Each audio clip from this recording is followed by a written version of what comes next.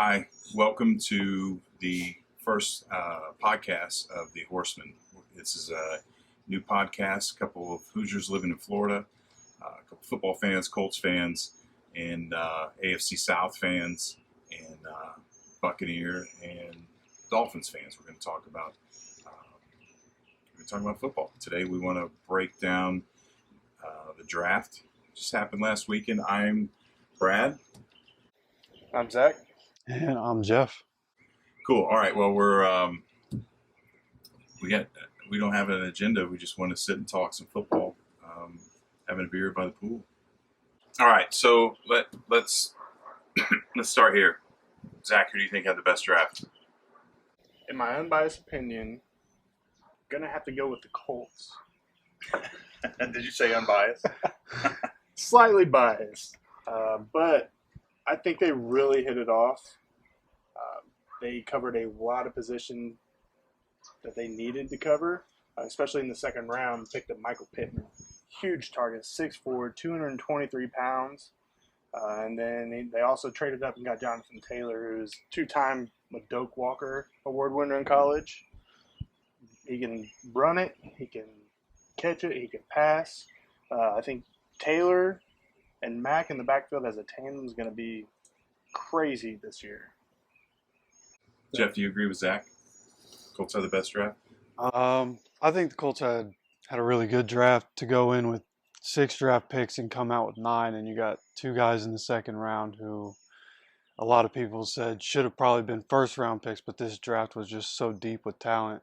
But I think mostly because of volume, the best draft was probably the Vikings. You have 2 first round picks and you get a receiver and a corner.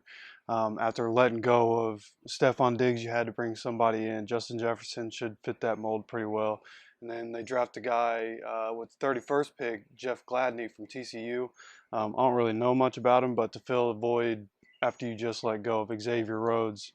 And then, again, 15 picks. So they had 13 from 2 to 7. And, for a team that was already a playoff team, to get 15 new guys come in, that's a lot of chances to find some diamonds in the rough. So I think the Vikings won the draft. How do you think that'll parlay into their season record? I'd have to really look at the schedule, but I expect them to be a playoff team again. I think the addition of Justin Jefferson was huge. He was one of my favorite receivers in this draft, and getting him at 22nd? 22nd, yep. I think that was a great pickup for them. Yeah, should be a really good value pick there.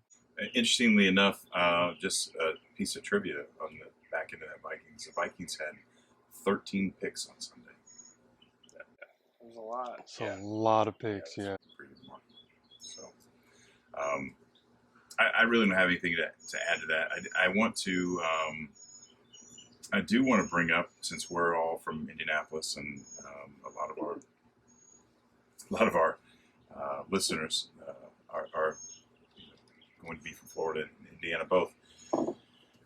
The New Orleans Saints drafted a quarterback named Tommy Stevens, and he played at Decatur Central High School in Indianapolis. Did you know that? I did not know that. Yeah, and which is actually where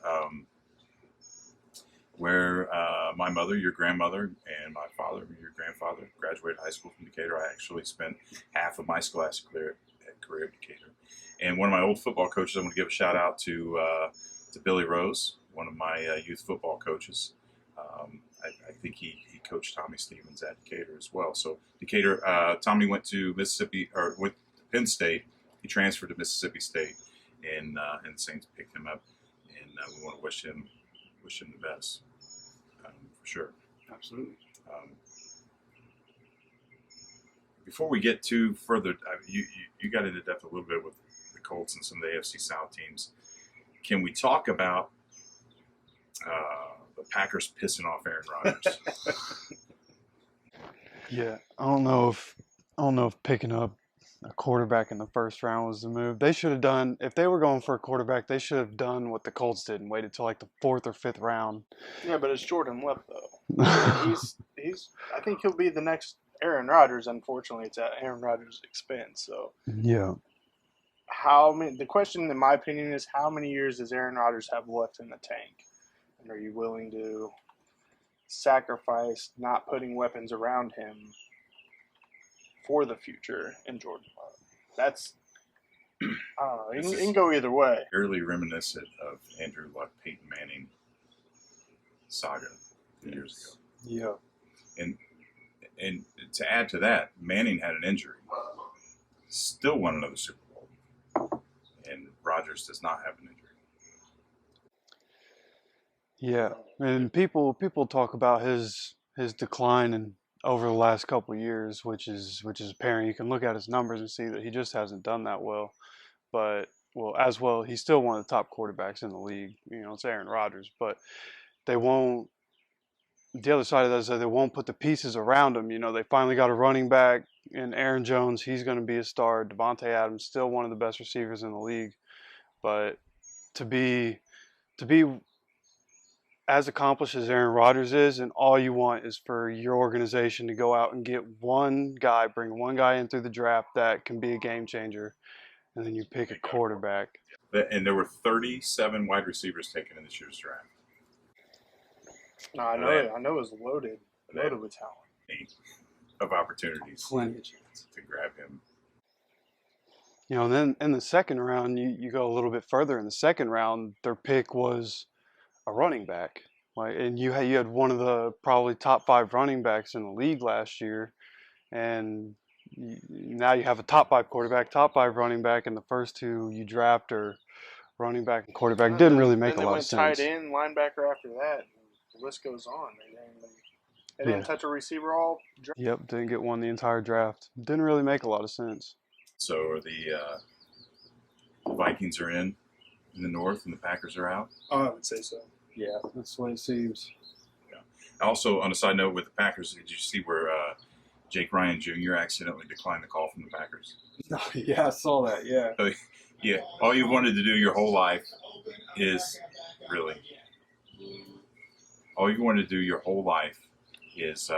play in the NFL, and you're sitting there on draft night, watch the whole thing unfold. Your phone rings he was texting his agent, from what I understand, and the call came in while he was texting. He accidentally hit decline. Wow. I can't imagine how that feels. Fortunately, they called right back and they got a hold of it, and all is well. I was watching a video. I think it was for one of the Colts players. I think it was for the corner that they drafted later. It was one of the guys they drafted in 6th, 7th round, something like that. It did the same thing. He accidentally hit the ignore button or missed a call or something like that, but luckily they called back. Yeah. It's a great story to tell.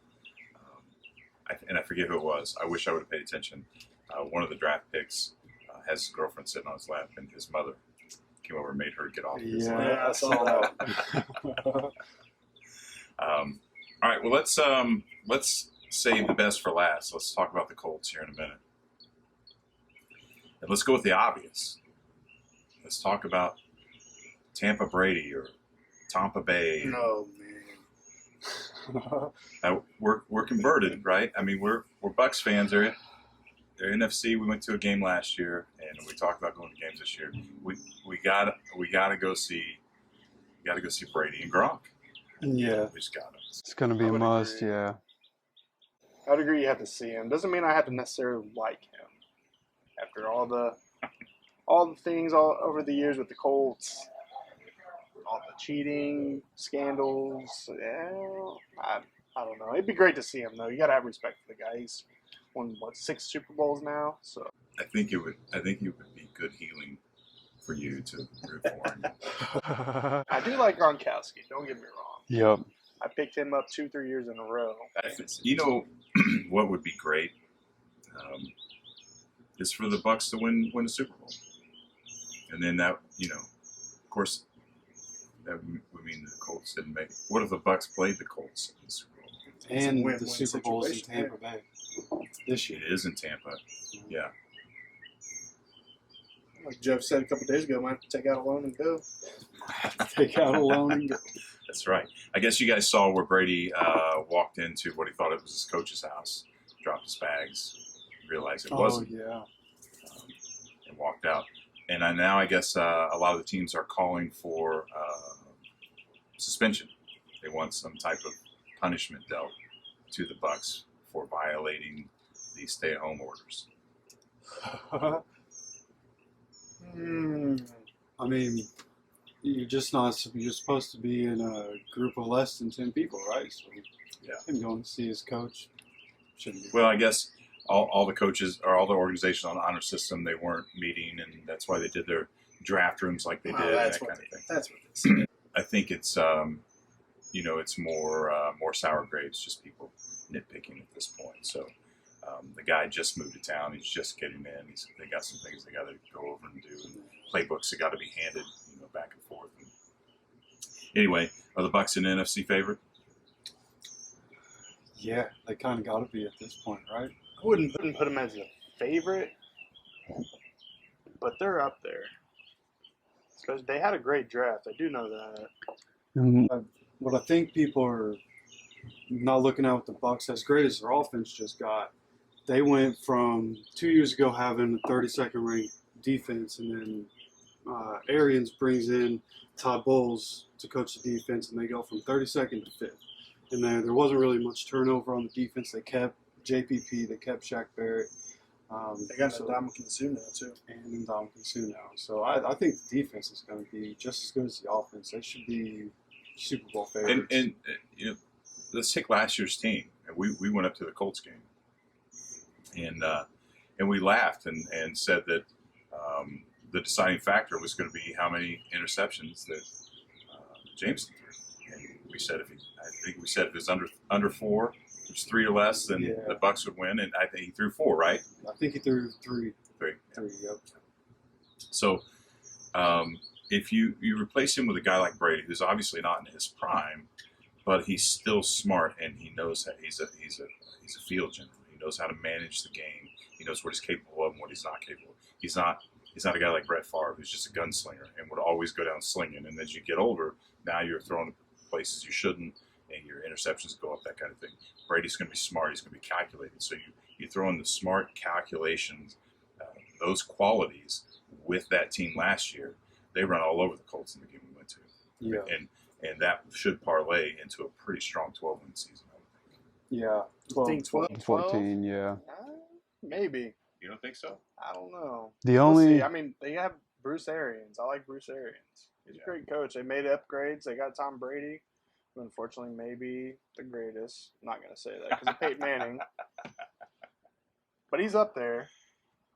You got Gronk. They may get to 12.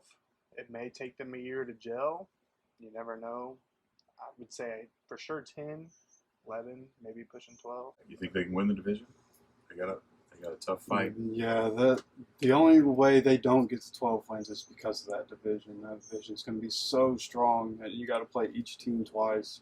There could be 4 losses in there with the way all those teams are shaping out this year. That's a good point. It'd be cool to see 2 NFC South teams in the NFC Championship with New Orleans and Tampa Bay. Yeah, that'd be interesting. As long as Drew Brees wins an MVP, I don't know how we're 20 years into Drew Brees being as dominant as he is, and he hasn't won a regular season MVP. Yeah. I don't have an answer for that. Yeah, it's one of the wildest things the NFL's ever done. Yeah. All right, let's go to the Dolphins. Dolphins okay. tore this draft up. I'd agree wholeheartedly. Tank for Tua. Did they really tank though? I mean, they said they didn't tank, and then the second half of the season they got stronger and stronger. And I kept telling people, I think I even told you guys this last year, that last year the Dolphins were the best of the worst. That they were way better than they looked, and they started to show that at the end of the season. If they were really tanking for Tua, because they didn't expect him to go 5th, they were really tanking for Tua, they would have just continued to lose. But they really started to come on strong towards the end of the year. Yeah.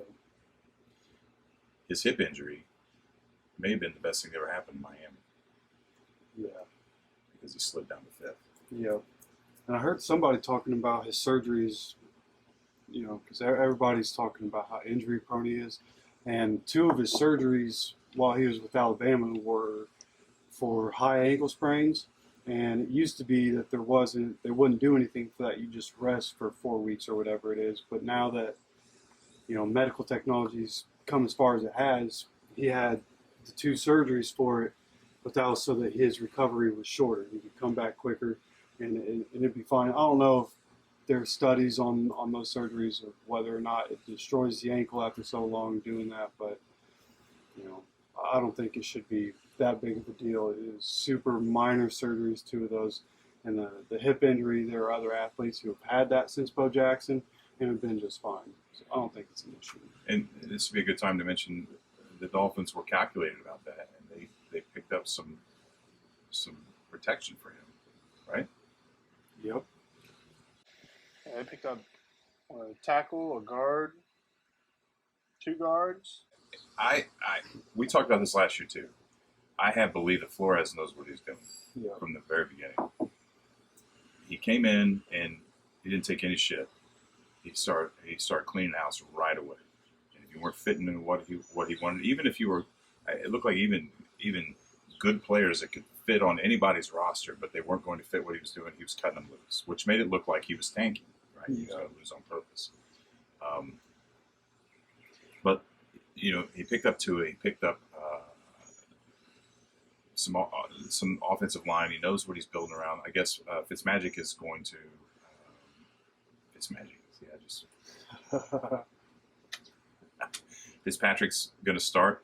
I've read some accounts where people think that he may not start all year. That they're not going to let him go all year. That they're going to let him take some reps and maybe mid-season throw him behind the center. It's a story of Fitzpatrick's career. Yeah. I'm curious to see what Fitzpatrick can do now with the Flores has a second year. This is the second year they got things in place. They're shoring things up. He's getting what he's wanted.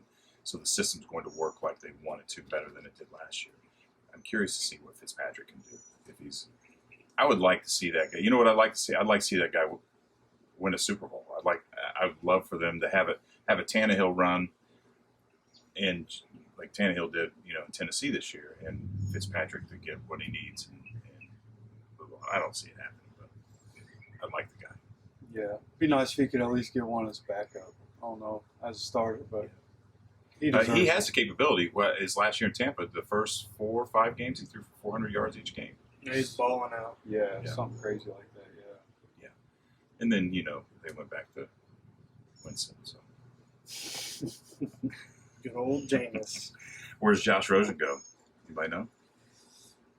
I would want to say probably the Patriots, but Andy Dalton's probably got to find a new place. That's the place he could go as the Patriots. So, you don't think the Dolphins will carry Rosen into the season?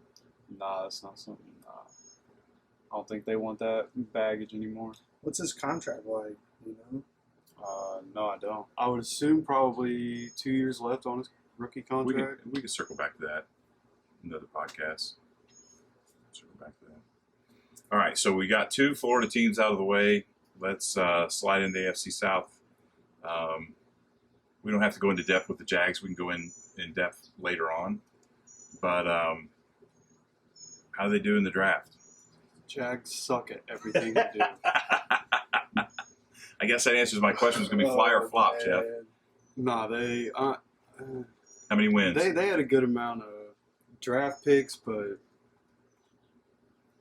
they're probably still a 6 or 7 win team. Yeah, it's the Jags. You give them that much? Doug Marrone is a buffoon of a coach. I don't know how he's still a head coach there. Him and Tom Coughlin drove out everybody that was good on that team. And I mean, I like DJ Chark a lot. I don't care for the Jaguars, but I like DJ Chark. He's a really good receiver. Leonard Fournette's too injury prone and overrated. I think that whole team is just bound to. Do they still have those ugly ass helmets? Oh, yeah. Yeah. Gee, Christmas, man. Yeah. How can you root for a team like that? Yeah. All the teams in the league that are changing their uniform, they probably should be one of them. Just the helmets. All right, so what do you want? You want to move on to the Titans? How do you think they did? The Texans didn't have much of a draft. And needed pass rushing, cornerbacks, and offense. I think they picked up some offensive line, didn't they? Early? Yeah, The first round. 29. First rounder was an offensive tackle. And he's supposed to be pretty good. Isaiah Wilson. Kid from Georgia, yeah. They had a couple offensive linemen go early in the draft. I think the Colts got a Georgia offensive lineman, I think.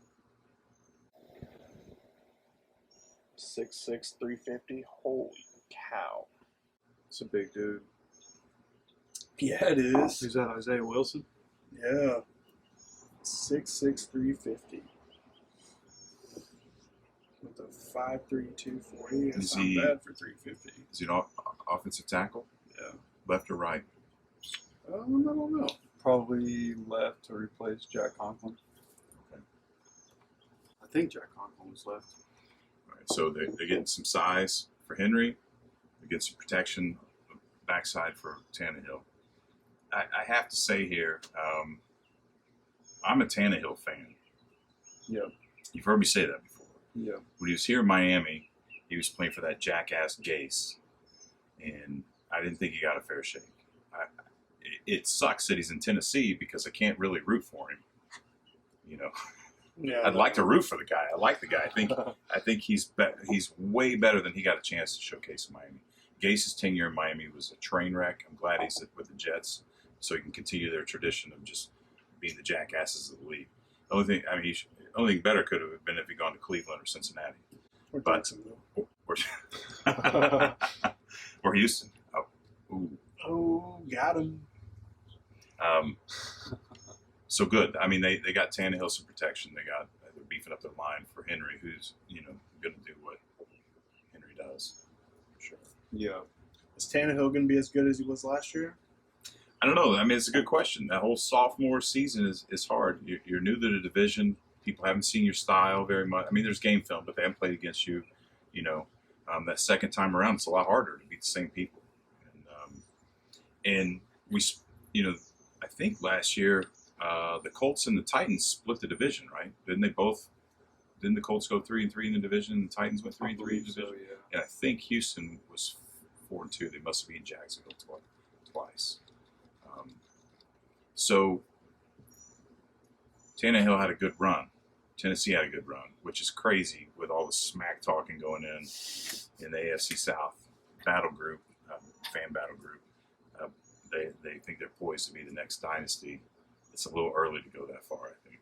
Yeah, because a lot of Tannehill's production came off of play action, which is because Henry was able to just manhandle everybody.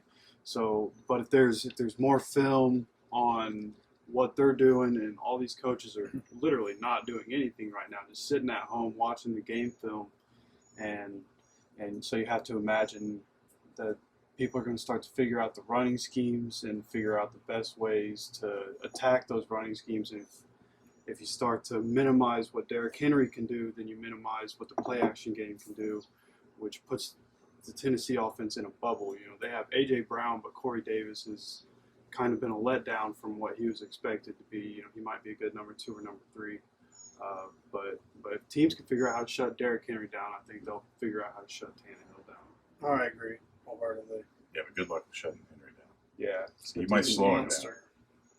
He's one of those players that you can stuff him 3 quarters out of the game, and all it takes is him to bust open a couple times, and the whole game changes. If he could stay healthy.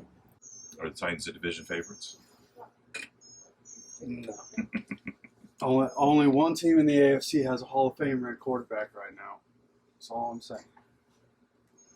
All right, let's talk about the Texans. Should we start with Bob's meltdown?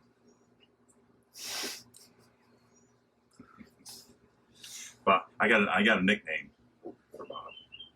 They call him Bob. Yeah. Bill O'Brien. Bill motherfucking Bryan. We'll just call him Bob. He bombs everything. He bombs his leads. I mean, he bombed in the championship game. He bombed the draft. I mean, they're definitely sucking an egg in this draft. Getting it That wrong. poor guy. it seems like everything's coming apart at the seams for that guy.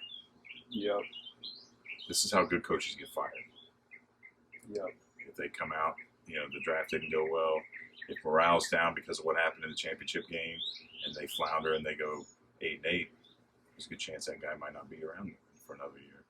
The only problem is he's also the general manager too. He's not going to fire himself. Exactly.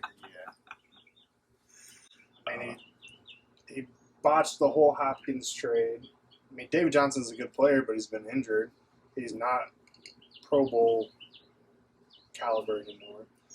D-Hop is one of the best receivers in the league, in my opinion. You botched that trade. Then you botched the Cooks trade. You signed Randall Cobb to come in and try to play the slot. I mean, he's getting old. He's not what he used to be. Mm-hmm. Like, it's just, I don't understand. Yep. And that pick that he got for the DeAndre Hopkins trade, he drafted, it was round 2, pick 40. He drafted Rock Blacklock, a D tackle, to replace, production from a dude who's easily a top 3 receiver in the league. It's just a huge L on his part. Oh, for sure. Then you still have Cooks, who he's had, 5, 6, 7 concussions in his career. Yeah. Knocked him out. I mean, he's a good receiver, but he's not. In my opinion, they're wanting him to be DeAndre Hopkins. I mean, he's just not. Let's move to the Colts. I don't see the Texans beating the Colts. Yeah, I don't either. At best, they split, in my opinion. Mm-hmm. I want to start with Frank Reich. I love this guy. The guy served under, in the Buffalo Bills, one of the greatest teams ever in the history of football that we never talk about. Jeff, you and I have talked about this. Mm-hmm. They went to 4 straight Super Bowls. Yeah. And we all, that, and people laugh about that, but they went to 4 straight Super Bowls. Getting to 4 straight Super Bowls is almost an impossibility. He played under one of the greatest quarterbacks of all time, Jim Kelly. Played under one of the greatest coaches of all time, Mark Levy. The guy knows how to win. He went to Philadelphia as an offensive coordinator. What did he do? He won. I keep seeing people posting about the Colts in the AFC. We'll give a shout out to the AFC South fan battle group. I keep seeing people post in that group negatively about the Colts, and obviously that's what the group's for. Everybody's trash talking, but the glaringly obvious that all Colts fans know, but no one else realizes or gives much credibility to, is that 2 weeks before the season, Luck left. Everything you built your entire program, not just the season, your entire program around, just walked out on you at the last second. And you have to fill a gap with, and I don't want to sit here and bash Jacoby Brissett, but he's no Andrew Luck. Right, so you have to fill that gap with a subpar part of where you were just 2 weeks prior to that. Okay, and there are probably only about 4 or 5 quarterbacks that we could have plugged in there that we could have said that they could have tried to keep an even pace. Even still, you're taking a guy and putting him into a system he's not. But you got Brissett, and then Vinatieri goes off the rails. I don't even know where he went. I love the guy. I mean, you can't but not love the guy. But what was it? What did he cost him? 5 games? Something like 4 that. games? 4 or 5 games, yeah. First of all, Luck stays. Those games may not even be that close. So those games are that close that a field goal decides it with a subpar quarterback at the helm. And then you got a guy who's automatic all the time, who puts you in a situation you're not used to, and you're losing by less than a field goal. You get those you get half of those. You get 2 more wins. It changes the complexity of everything, and not include, especially morale. People don't realize that once those things happen, Luck's gone. The fans are booing him. There's all kinds of that bullshit going on. Vinatieri's dropping games. The fans are getting pissed. The players are, morale starts to tumble, and you guys both know that morale. Momentum is huge when you're talking about the player dynamics. So they still finished 3-3. They still tied Tennessee. So all those things happened, and they still tied Tennessee 3-3 in the division. Obviously, Tennessee went on to do some bigger things. So if you put those things back in place, everybody they're doubting Rivers, right? Rivers didn't have anything to work with in San Diego last year, or Los Angeles, or wherever the hell they're playing. Right? Now he does. Now he's got perhaps one of the smartest. He's playing for perhaps one of the smartest people in football. Who designed the Eagles? Who designed the Eagles offense? And he's going to know what to do with Rivers. You hope that Rivers is at a point in his career he knows what he's capable of and knows what he's not capable of. Has an honest conversation with a guy like Reich.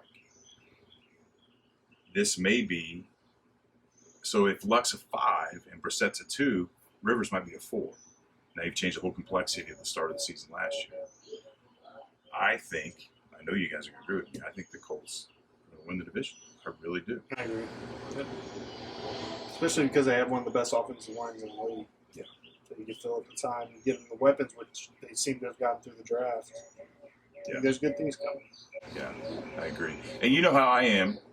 We've talked about biasness, right?